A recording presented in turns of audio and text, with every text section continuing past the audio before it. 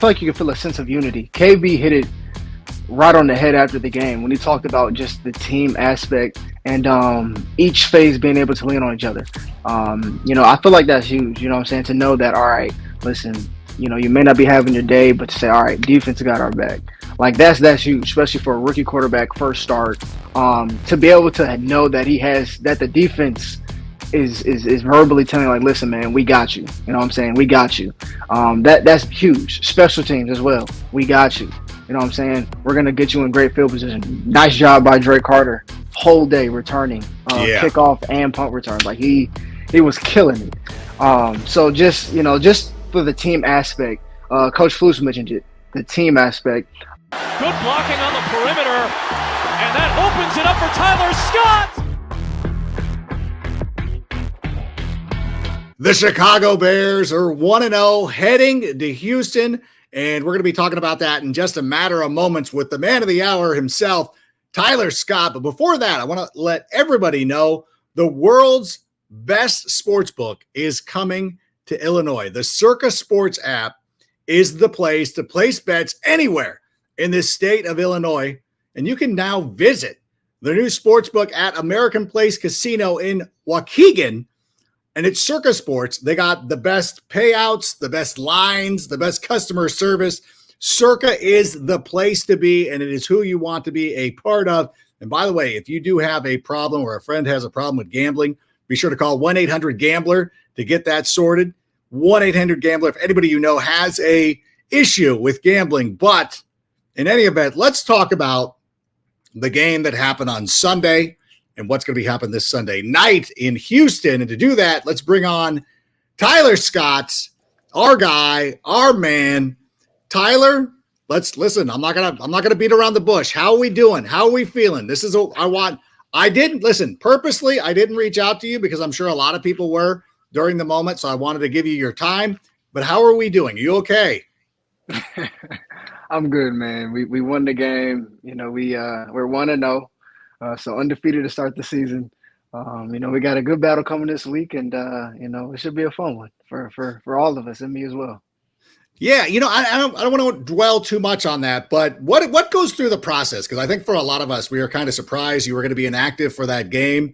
You found out you got confirmation Sunday morning. What is that like? Because I think a lot of people, like for me, like I've been in situations like that, not at the heights that you're at, but yeah. How did you find out? How does that all go about? What happens?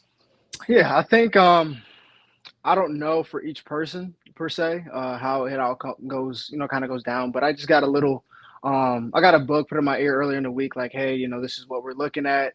So it's a possibility, nothing necessarily confirmed, because you never know what goes on through a week. Somebody can go down, get hurt, and now you're back up. So me personally, I take it as if, I'm playing on Sunday. The way I prepare, film study, in the meetings, listening to Caleb, all the adjustments, listen to the Shane OC, listen to what his adjustments are. I'm listening and tuned in as if I'm playing in every game or playing in the game on a Sunday. Walkthroughs, I'm locked in as if, that's my rep. Whether somebody's in front of me taking the rep, that's my rep. If Caleb's talking to a receiver on an adjustment, he's talking to me. So I take it as if I'm playing, because you never know what can happen. You always need to be prepared. And so, and then you kind of get confirmation, at least I did kind of that morning, like, hey, it's, kind of official, everyone's healthy, good to go. As far as what we want to do this week, we're set and ready. So at least that's for me, that's kind of how it went. But yeah, no, I'll prepare and, have the mindset of I'm playing all throughout the week until I'm confirmed and officially told otherwise. Is it tough? Because I remember I was never an athlete to your level, but I wouldn't get nervous if I was on the field, but I'm nervous when I'm not on the field. Is that what's it like watching the game? Were you a nervous wreck? Because obviously the game started off a little bit slowly, but it ended very well. Spoiler alert for anybody who hasn't seen it. What was that like? Were you okay? Were you okay on the sideline? Yeah, I mean, it's not the best feeling in the world. You want to be out there with your teammates. You want to compete. You want to come in and play. So it's not – I'm not going to sit here and be like, oh, it felt great to be out there. Right. Or to be out there and just sit on the sideline watching, if anyone's a competitor and wants to be out there and, be at least have a hand in, the team winning, you want to be out there. And so it definitely hurt for sure. But at the end of the day, I can only control what I can control. And at that point, I prepared my butt off, as if I was playing. got confirmation that said I wasn't. And so at that point, what can I control? And that's my attitude. And lifting my teammates up and helping them, and being eyes for them on the field. And so that was my job and my role. And so I honestly I had a lot of fun just sitting there watching my guys compete. And I just became pretty much a fan at that point. Just watching and just as excited. I got to see things from a little bit of a different perspective. Not being on the field. Experiencing the energy and the crowd from a different perspective. Watching the offense operate from a different perspective. You see things, and I'm watching, but I'm also just studying the game as well. Up close and personal. So for me, I say it was more of a, like I say, unique situation I hadn't been in. But I just tried to take everything that I could, out of it that was positive. Yeah, and that's all you can keep doing is working hard. And we know that you're going to get your opportunities, and that is something I'm not worried about at all. I got to be honest though, I was a little worried when the game started out. And Danilo, who's our producer, who's a Titans fan, by the way, which is actually not the greatest situation to be in. I get a little nervous. I'm getting worried as I'm sitting there watching this game unfold. What was the mood like on the sideline? Because I will say, it felt like, watching it back in retrospect, it felt like the team never wavered. I watched it back. I watched the full length game again. I watched the condensed version, and noticing it, like it's different from a fan at a restaurant watching this unfold. Watching it back, it feels like you guys never maintained focus, never lost confidence. Mm-hmm. And what was the mood like on the sideline when you guys fell down a little bit? Yeah. So I just feel like, it was time on the clock, number one, so it's still a lot of ball to play, whether you're down 17-0, it's still a lot of football, to be played. And I felt like a lot of the things that were happening to us was, happening to us because of the things that we were doing to ourselves.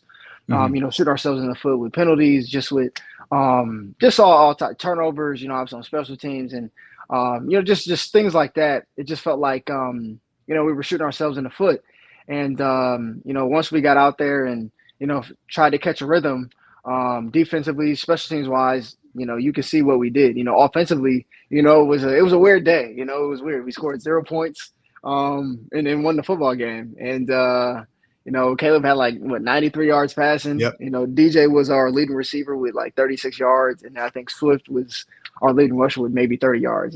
So it was an odd day on offense, for sure, but no, I mean, you can see the whole team aspect coming together. And I feel like that's when you start building your team, is in those situations when you face adversity, like Kevin Byron said after the game. That's when you start figuring out who your team is, when adversity hits. And it hit for sure. We were down 17-0. Offense wasn't, clicking. We had a turnover early in the game and on special teams that gave them great field position, but we still stuck together. There was no, man, this thing's slipping away. It was none of that. And so we just continued to lean on each other on all phases. One thing the offense did do a great job of, though, is not turning the ball over. That was huge. Keeping the ball, at least ending each drive with what we say a kick, whether it's a punt or an extra point or a field goal. And so we did that. Cairo Santos stepped up huge. You know what I'm saying? Him being, Cairo being Cairo, you know what I'm saying? And so when we needed him most, he showed up. And so leaning on the defense, them knowing they're going to get, at least a turnover or two. I was saying it the whole game. As the game was transpiring. I'm like, well, we haven't got our turnover yet and our interception. So I'm like, we're due one or two of those. So right. It's going to come sooner or later. It just didn't know when, but it was going to happen, just knowing our defense. And so lo and behold, there it goes. We get a strip sack. And then we also get a interception. Thank you, Will Levis. To Tyreek Stevenson, and then we also get a punt block on special teams touchdown, by JL, picked up but blocked by Daniel Hardy, and so just that whole complement of football and not turning the ball over, good field position, good job, with Torrey as far as punting. You had defense, doing what they do, so it was just a collective effort of guys doing what they're supposed to do, offense. Knowing okay, it's not our day-to-day, it looks like. So what do we have to do? Protect the football, rely on our defense and our special teams, and that's what we do. What's more electrifying to the team when you have a blocked punt that's returned for a touchdown or a pick six? Both of them very exciting, and I know the pick six kind of have a different thing because I think it put us ahead or tied us or got us within the striking range. But man, there's something about a blocked punt that's returned. It's just so electrifying. Yeah. No, it is. It is. It is. Stadium was crazy for both. The atmosphere was crazy for both. I will say I'll probably give the nod to the pick. Honestly, as far as just the crowd, I think it was just a lot going on at that time. As far as momentum wise, so that pick just kind of, took the roof, so they say off the stadium. But as far as the punt, I think there's a stat that says that like if you get a blocked punt touchdown, there's like a 90% chance win rate if you get a blocked punt touchdown. It's something like that. I know Colin Johnson, he mentioned it to me once we got the punt, we got into the end zone. He was like, yes, he was like, it's like a 90-some percent. And I know he knows the stats. He knew the stat. And I think HT, our special teams coach, he mentioned that as well during the week. But he mentioned like what the stat was, like you're pretty much, almost guaranteed to win the game if you get a blocked punt return for a touchdown. There's like a huge chance you're going to win the game. And so we got that, and we end up coming back. We end up winning. So those two were huge for us. Yeah, it felt magical. And the fact that it's Jonathan Owens who does it, and you're like, okay, that's fun. Simone Biles is tweeting about it. It's a lot of fun. Tyreek Stevenson, I'm sure the players don't care one way or the other, but for the fans, we sit there and it's going to be a battle between Tyreek Stevenson and Joey Porter Jr. for the rest of our lives because, the Joey Porter Jr. pick was the one that we traded for Chase and all that stuff, and we're going to have to hear about it. But Tyreek's playing so well, gets a pick six, we don't have to hear about it. But what's it like when you guys go back in? And this is the one thing that I really noticed too. When Caleb was doing his post-game interviews, he mentioned like, hey, I could have played better. For anybody who said that he wasn't owning it, you're being ridiculous. Now you're just trying to nitpick. And I forget who it was. I don't think it was Byard, but it was one of the defensive players came up and whispered to him like, hey, we got your back. I think it was Jalen Johnson. Was it? Okay, yeah, it was Jalen Johnson. I wanted to make sure. Is there something? Because like, first of all, I will say this. When Cairo scores, though, that's offensive points. Cairo's an offensive player. Like, it's okay. We can count it. We have to get him in position to score those points. He doesn't magically fall out of the sky on the 20-yard line. So Caleb had to get him into position. What is it like? So we've heard about we've heard about this from the 85 Bears, is that there was a rivalry between the offense and the defense. Is there any sort of that? Because it felt like it felt like such a great communal feeling after the game. There wasn't a lot of like, the offense needs to really turn this around. Yeah. No, I feel like it was I feel like you could feel a sense of unity. KB hit it right on the head after the game when he talked about just the team aspect and each phase being able to lean on each other. I feel like that's huge, you know what I'm saying? To know that, all right, listen, you may not be having your day, but to say, all right, defense got our back. Like that's huge, especially for a rookie quarterback first start.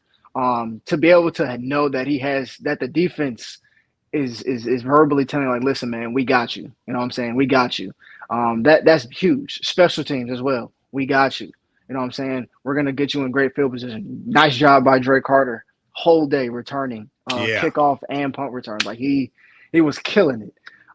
So just for the team aspect, Coach Flus mentioned it, the team aspect, the unity. It's easy to talk about, a lot of times and talk about team, but you actually felt it. Like it was something you could feel and see on display. Yeah, no, and it's true. Like you can't, and Flus even in the locker room when he's talking about like, go tell your family you love them and all that stuff. It feels like real leadership. He says that all the time. He says that all the time as far as like always tell your loved ones that you love them. Always tell your supporters that you appreciate them. He's always talking about not just within the locker room, this family, but also just the people around you that you call your inner circle. And when you see stuff, I know one of the Titans was popping off after the game, talking about the offense didn't do anything like that.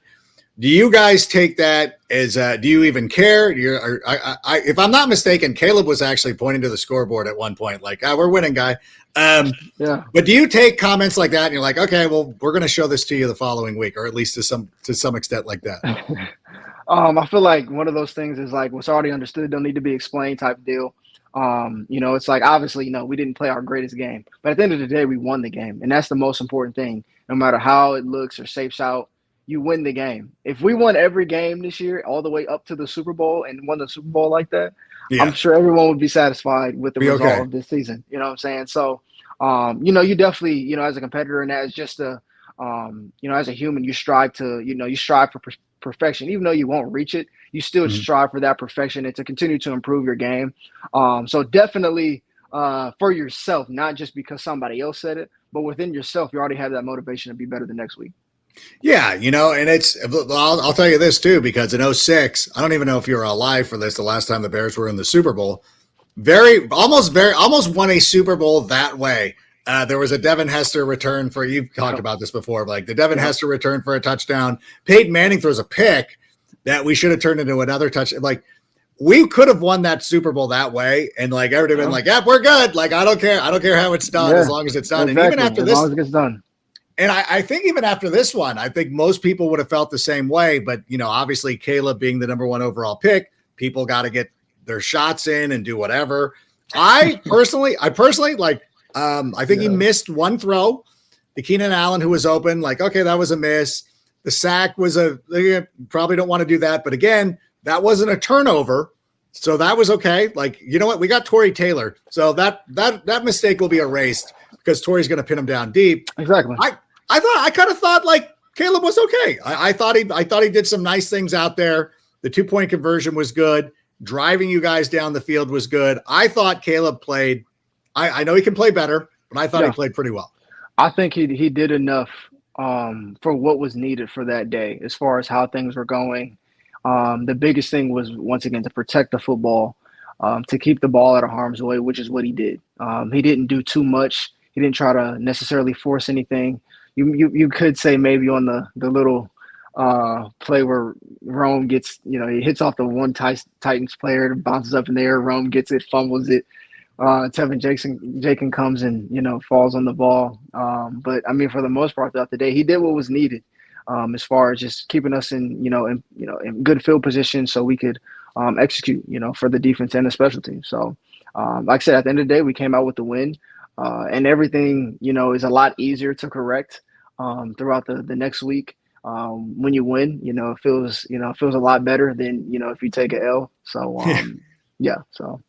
Don't ever apologize for winning in the National Football League. Yeah. I think that's a pretty good habit to get into, and Winning hopefully, is hard. yeah, it's very difficult in this league, and we look at this week. Speaking of difficult, the Houston Texans last year, the winners of the AFC South, C.J. Stroud, a young building defense with D'Amico Ryans running the show there. What do we need to do this week to be successful against this Houston Texans squad? Yeah, like I said, they're a playoff team. They were obviously in the playoffs last year. They have a really good quarterback in C.J. Stroud. They got some weapons on the outside. Nico Collins. You got Tank Dell. You got defensively Derek Stingley, who I like, and I liked when he was at LSU. You got who was over there? I feel like they just signed somebody. Oh, they got Hunter, Danielle Oh, Hunter. Danielle Hunter. Yeah, of Yeah. course. But yeah, I mean they're a solid team, playoff team.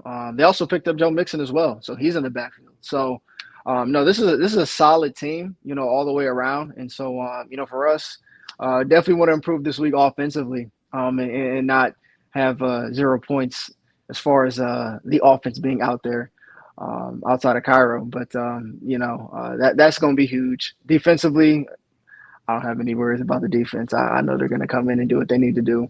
But no, we have to, stay true to ourselves. And, just like we did last week, continue to lean on each other. Special teams show up. They were the Texans were the number one ranked defense in a couple polls in the last 2 years. Last 2 seasons, they've been the number one ranked special teams. So that's huge. That's going to be a great battle for us as well. I think they got a pump block, though. So it's not like we're going to sneak up on them this next week because they seen what we just did. So no, I think this week is going to be huge for us as far as our confidence builder going into the next few weeks, and just to kind of feel a gauge of where we're at as a team. So it should be a good one. Do you think, because obviously it was cool to open at home, it's exciting and everything like that, but there is a lot of pressure, because I know that once you guys stepped onto the field on Sunday, everybody had these high expectations. Now Yeah. you go down to Houston where people might not have the high level of expectations that they had in week one. I think a lot of people were calling my friend Greg Braggs, who's on their show on Wednesday nights, was like, this is a must win. Like we were already talking about must win games in week one. Houston is one. It's like, yeah, like maybe we might not. Like even the homer, like I'm still picking the Bears to win. But like even when I did my season projections and everything like that, I'm like, okay, Houston's going to be difficult. Mhm. Do you think it'll be better for you guys to be on the road and kind of get away and kind of, I know it's going to be a primetime game with Collinsworth and Tirico and everything like that, but do you think that getting on the road will also help a little bit? Are you looking forward to that? For me, I don't think there's anything like playing like at home. I love playing at home. I love having the crowd, an extra 12th man, so to speak, on the field with Right. us. I feel like there's it's just nothing like it when you have, your whole fan base, when they got your back in the stadium and you got the energy and you make big plays. But we're in the NFL, so we're going on a away game. All we got is, all we need. And so, that's just the mindset. And so, you're going to have a hostile environment, hostile crowd. And me personally, I like to feed off of that. You feel that energy, it kind of makes you a little bit more excited, to get you a little more amped up and juiced up. To kind of ruin their parade. So Yeah. I think it'll be a great test for us, this week. Like I said, being, having new guys on the team and, just continue to develop our team chemistry. So I think this will be a fun one for us for sure. Yeah, and don't worry about CJ Stroud. Although, by the way, I was pulling some cards the other day, and I got a CJ Stroud card, and I don't know if that's a good omen or a bad omen, but it actually reminds me that if you're looking for sports cards, the best place for sports cards is Windy City Sports Cards. They've got everything you need for the Chicago fan. They've got all sorts of things that are Chicago related, whether you're a diehard fan of the Bears, Bulls, Cubs, White Sox, Blackhawks, or Sky. Windy City Sports Cards has got you covered with an extensive selection of sports memorabilia and collectibles. And they also, again, if you want something outside of the world of Chicago, maybe you want some wrestling, I'm going to get my Adam Rank cards here in a little bit. So that'll be cool. We got to do something with you so you can start pulling cards, because you've been given your own card, but you haven't pulled your own yet, which I think needs to happen. Yeah, no, for sure. I definitely would love to do a break or some sort. Yeah. Some sort of that.